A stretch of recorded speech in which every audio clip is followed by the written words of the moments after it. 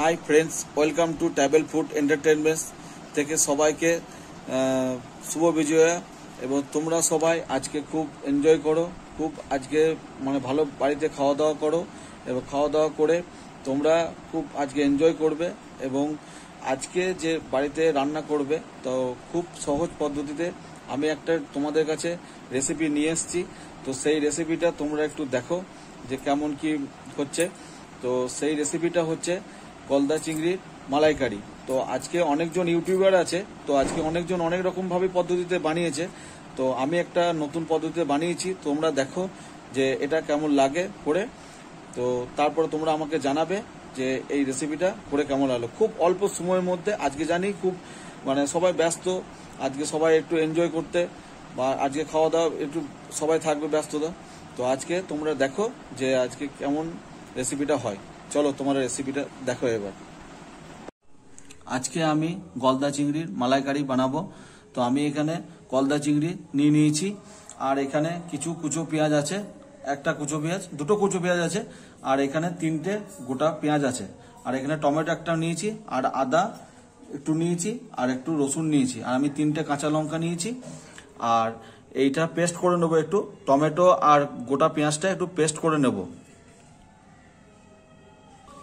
আমি এই গলদা চিংড়িগুলোর মধ্যে একটু লবণ আর একটু হলুদ মাখিয়ে এটাকে তেলে ভাজতে দেবো।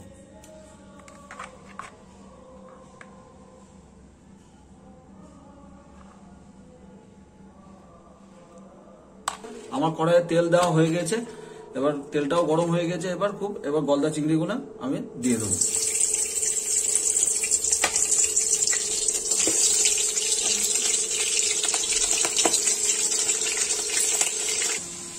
আমি টমেটো আর পেঁয়াজটা পেস্ট করে নিলাম, এবার একটা পাত্রের মধ্যে রেখে দেবো। এটা গলদা চিংড়ি এবার ভাজা হচ্ছে, এগুলো সব টমেটোগুলো পেস্ট হয়ে গেল।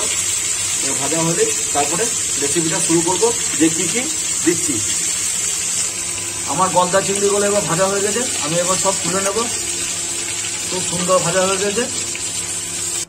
আমি গলদা চিংড়ি ভাজতে ভাজতে ততক্ষণে আমি নারকেলটা কুড়ে ভালো করে নারকেলের দুধ বের করে নিয়েছি, আর আমি মশলা রেডি করে নিয়েছি। আমি নিয়েছি জিরে গুঁড়ো 1.5 চামচ, ধনে গুঁড়ো 1.5 চামচ, আর কাশ্মীরি মিষ্টি একটু কালারের জন্য নিয়েছি, আমি ওই 3 চামচের মতো নিয়েছি।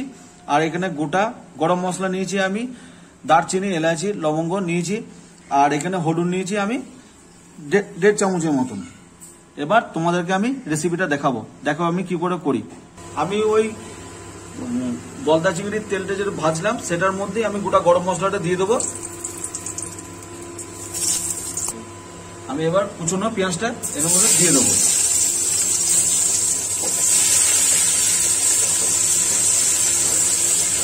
আমি একটু নাড়াচাড়া করে নিচ্ছি পেঁয়াজটা। আমার পেঁয়াজটা বাদামি করে একটু ভাজা হয়ে গেছে।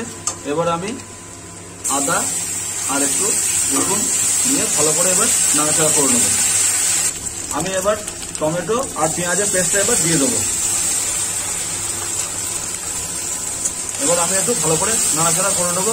তারপরে আমি মশলাগুলো সব দিয়ে দেবো। এবার আমি হলুদ, জিরে গুঁড়ো, ধনে গুঁড়ো, কাশ্মীরি মির্চ আমি একসাথে সব দিয়ে দিলাম। এবার ভালো করে একটু নাড়াচাড়া করে নেবো যাতে মশলার গন্ধটা না থাকে। আমি মশলা নাড়াচাড়া করছি। আমি অল্প একটু লবণ দিয়ে দেবো। আগে আমি গলদা চিংড়ি লবণ মাখিয়েছিলাম, তার জন্য বেশি না হয়ে যায়, তার জন্য আমি অল্প করে একটু দিলাম। আর আমার পেঁয়াজ আর টমেটো বাটার যে পেস্টটা সেটা আমি জলটা একটু হালকা দিয়ে দেবো। এবার ভালো করে নাড়াচাড়া করে নেবো।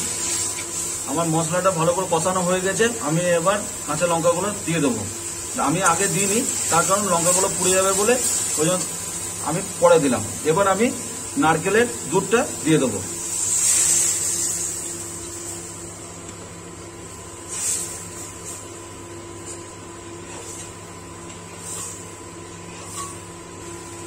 আমি একটু মিষ্টি মিষ্টি করার জন্য আমি অল্প একটু চিনি দিয়ে দিলাম, যাতে একটু খেতে খুব সুস্বাদু লাগবে। এবার ভালো করে একটু ফুটে গেলে আমি গলদা চিংড়িগুলো এর মধ্যে দিয়ে দেবো।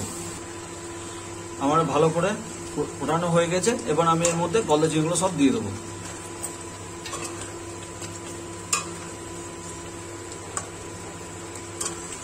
এবার একটু ফুটিয়ে নেব গলদা চিংড়িগুলোর মধ্যে, যেন মশলাগুলো সব ভেতরে চলে যায়। আমার মালাইকারি একদম রেডি হয়ে গেছে। এবার আমি এটা নামিয়ে নেব।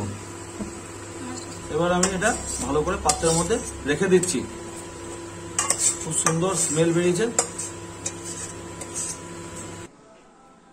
ফাইনালি গলদা চিংড়িটা রেডি হয়ে গেছে। এবার এর মধ্যে অল্প একটু সরষের তেল দিয়ে দেবো।